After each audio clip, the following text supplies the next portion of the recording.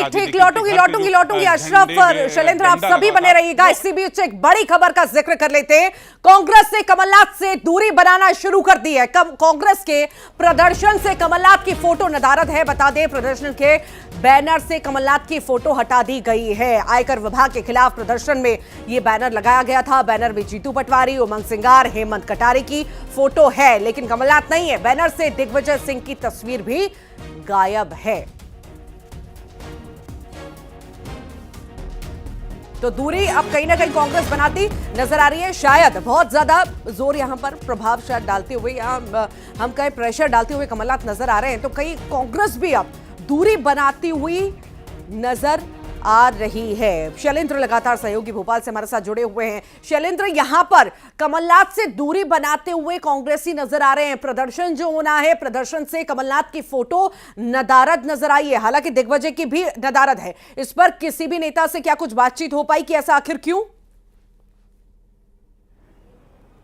देखिए, बिल्कुल अगर मैं आपको बताऊं, आयकर विभाग के सामने जो धरना दिया जा रहा है उसमें मध्य प्रदेश के तमाम दिग्गज नेताओं की तस्वीरें हैं, यहां तक कि सोनिया गांधी और ठीक यहाँ पे रोकती हूँ। इसी बीच एक और बड़ी खबर है। यहाँ पर अशरफ बता रहे हैं, अशरफ के पास शायद बड़ी जानकारी है, फिर से शायद झंडा लगाने का सिलसिला शुरू हो चुका है। ये तस्वीर आपको दिखा रहे हैं, अभी कुछ देर पहले हमने देखा। जी अशरफ, घर पर ये मीडिया में जो खबरें चली हैं, जी क्या देखिए, जो खबरें मीडिया में चली उसके बाद एकदम हरकत में आए कमलनाथ के ऑफिस के लोग, और अब ये फिर उन्होंने झंडा लगा दिया, वापस वो झंडा लगाया। आप देख रहे हैं लाइव तस्वीरें, ये जो कमलनाथ के ऑफिस के कर्मचारी हैं, उनके सहयोगी हैं, वो लोग यहाँ पर उनकी कमलनाथ के घर पे चढ़े और उन्होंने दोबारा झंडा लगा दिया। और ये झंडा सिर्फ इसीलिए लगाया गया क्योंकि लगातार मीडिया में ये झंडा कल से सुर्खियां बना हुआ था और आज फिर सुर्खियों में हटने के बाद सुर्खियों में आया, तो इस वजह से अब ये झंडा यहाँ पर दोबारा कमलनाथ के आवास पर लग गया है। तो आप देख सकती हैं कि ये झंडा दोबारा लगाया गया है,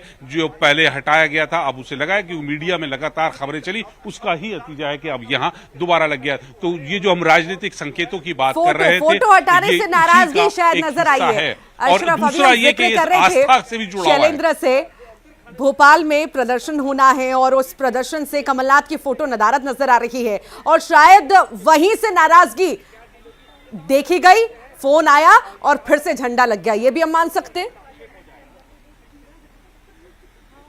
हाँ बिल्कुल, देखिए कहीं ना कहीं कुछ तो है। देखिए, इसे आप राजनीतिक रूप से भी जोड़ के देख सकते हैं और आस्था से भी देख सकते हैं, क्योंकि कमलनाथ जो है भगवान हनुमान के बहुत बड़े भक्त हैं। उनके उनको बहुत मानते हैं, उनका पूरा परिवार मानता है और उनके ऑफिस के जो लोग हैं वो भी हनुमान जी को बहुत मानते हैं। और ये श्री राम का झंडा है और जो हनुमान श्री राम के भक्त हैं, तो ये आस्था से जुड़ा हुआ मुद्दा है। लेकिन यहाँ पर राजनीति भी क्योंकि राम को लेकर होती है, तो उससे भी लोग बाग जुड़ा हुआ कल जोड़ के देख रहे थे। आज ये झंडा पहले हट गया था, अब दोबारा लग गया है। तो इसे आप जिस तरह से जोड़ लें कि क्या ये कमलनाथ की एक राजनीति का हिस्सा है या उनकी आस्था का केंद्र है कि ये झंडा दोबारा लगा, तो इस पे कई सवाल हो सकते हैं। जी, सवाल कई सारे हो सकते हैं, पर यहाँ पर अशरफ देखिए, सवाल ये भी उठता है कि राजनीतिक लाभ पाने के लिए या अपनी मौजूदगी दर्ज कराने के लिए या कोई भी हम पहलू कहें, उसके लिए क्या आप आस्था का, भगवान के नाम का इस्तेमाल करेंगे? क्या आपका मन किया तो झंडा लगा दिया, आपका मन किया तो आपने हटा दिया? नाम तो वैसे भी लेते हैं ना लोग, पर आपका मन किया तो लगा दिया, मन किया तो हटा दिया। ये कैसा संदेश देने की कोशिश है? बिल्कुल, देखिए ये एक राजनीतिक रूप से है और मैं फिर आपसे कह रहा हूं कि आस्था है, आस्था उनकी अपनी जगह है, लेकिन हाँ, इस झंडे के जरिए जो संकेत मिल रहे थे, राजनीतिक संकेत थे, वो अपनी जगह हैं, वो अपनी जगह बरकरार हैं। पहले झंडा लगाया, फिर हटा और फिर लग गया, तो आप इसे किसी भी नजरिए से देख सकती हैं। लेकिन हाँ, ये जरूर है कि इसके मायने बहुत निकलते हैं। हर आदमी अपने हिसाब से इसके मायने निकाल सकता है। आस्था पर कोई सवाल नहीं है, आस्था अपनी जगह है, लेकिन राजनीतिक रूप से अगर आप देखें तो इसके कई मायने निकलते हैं और हर आदमी अपने हिसाब से सोच के मायने लगा सकता है। कमलनाथ के इसके मायने हो सकते हैं, वो साफ कह दें कि मेरे लिए तो ये आस्था का केंद्र है, इससे कोई राजनीतिक रूप। लेकिन जो विपक्ष के लोग हैं, जो भाजपा के लोग हैं या कांग्रेस में जो कमलनाथ के विरोधी हैं, वो इसको दूसरी तरह से कह सकते हैं कि ये कमलनाथ राजनीतिक रूप से संकेत दे रहे हैं। तो कई चीजें हैं।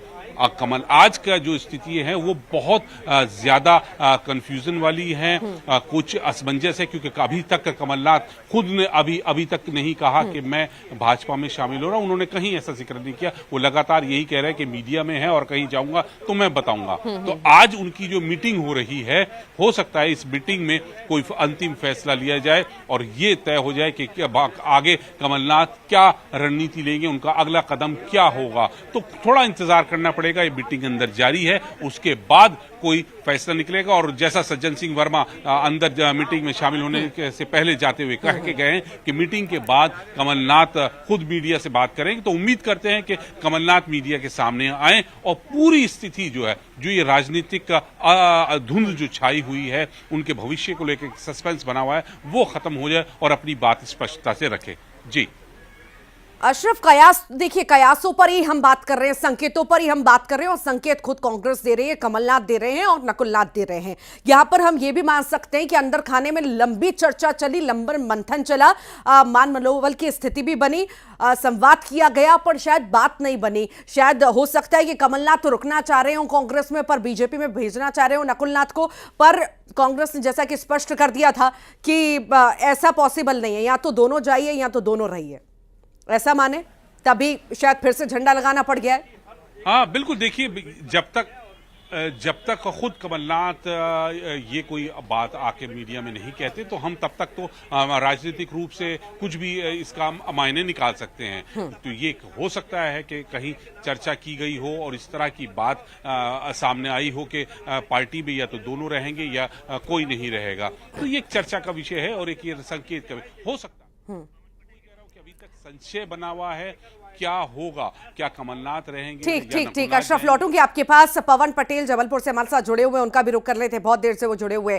पवन, आखिर जबलपुर में कैसी हलचल है? चूंकि आज अभियान, ज्वाइनिंग अभियान भी शुरू हुआ है बीजेपी का, तो वहां से कुछ हलचल की खबर? जी बिल्कुल ऋतु, जबलपुर में जो है चर्चाएं अभी भी यही है कि आधा कुछ लोग जो करीबी है कांग्रेस के और कमलनाथ के, वो यही कह रहे हैं कि कमलनाथ जी किसी भी परिस्थिति में कांग्रेस छोड़कर बीजेपी में शामिल नहीं होंगे। लेकिन बाकी जो और भी पक्ष है और दूसरे लोग हैं, दूसरे दल के लोग हैं, वो ये कह रहे हैं कि कमलनाथ जी को जाना पड़ेगा, क्योंकि परिस्थितियां ऐसी हैं, कांग्रेस में उनकी लगातार उपेक्षा हो रही है, उन्हें मिलने का समय नहीं दिया जा रहा है। दूसरी तरफ जो नए अध्यक्ष बनाए गए हैं, कांग्रेस के प्रदेश अध्यक्ष बनाए गए जीतू पटवारी, उनके साथ भी उनका मनमुटाव चल रहा है। तो कहीं ना कहीं ये तमाम चर्चाएं हैं जिसके कारण कमलनाथ जी के ठीक, आर्थिक राजधानी का भी रुख कर लेते हैं, वहां पर भी हमेशा ही हलचलें तेज रहती हैं। आखिर मिथिलेश, वहां पर कैसी स्थिति, हलचल है क्या कुछ? कई बड़ी हम माने बड़ी टीम उठकर के शायद बीजेपी में जाने के लिए तैयार हो चुकी, अभियान की भी शुरुआत, ज्वाइनिंग अभियान की शुरुआत हो चुकी है। देखिए, अगर इंदौर की बात की जाए तो सज्जन सिंह वर्मा का वो बयान, जिस बयान के बाद से सियासत तेजी से गरमाई थी, क्योंकि जब उन्होंने ये कहा कि जब मान सम्मान और स्वाभिमान की जब बात आती है तो उसके बाद कोई न कोई निर्णय लेना पड़ता है। यानी जिंदा है तो जिंदा नजर आना भी जरूरी है, और जब वसूलों पे बात आ जाए तो टकराना भी जरूरी है। इस बात के बाद से ही जो सियासत है वो गरमाई थी, क्योंकि सज्जन सिंह वर्मा ने कहा था 40 साल पुरानी दोस्ती है कमलनाथ से, जहां वो जाएंगे वहां मैं जाऊंगा। और इस बीच उनका एक बड़ा बयान भी सामने आया था कि राहुल गांधी को सारे काम छोड़कर इस विषय पर चर्चा करना चाहिए, इस विषय में मंथन करना चाहिए कि कांग्रेस में सब कुछ ठीक क्यों नहीं चल रहा, क्या वजह है कि अगर हाथ का जो पंजा है वो प्रोफाइल आप सभी का बहुत बहुत शुक्रिया। शैलेंद्र, अशरफ, आप विशेष रूप से यहां पर नजर बनाए रखिएगा, पल पल का अपडेट आपसे लेते रहेंगे। लगातार आपको तस्वीर दिखा रहे हैं, बयानबाजियां जो हो रही हैं वो भी सुनवा रहे हैं, पर पिक्चर अभी बाकी है। अभी तक साफ नहीं हो पाया कि आखिर कौन किस तरफ है, रहेगा, जाएगा। लगातार इस खबर पर नजर है।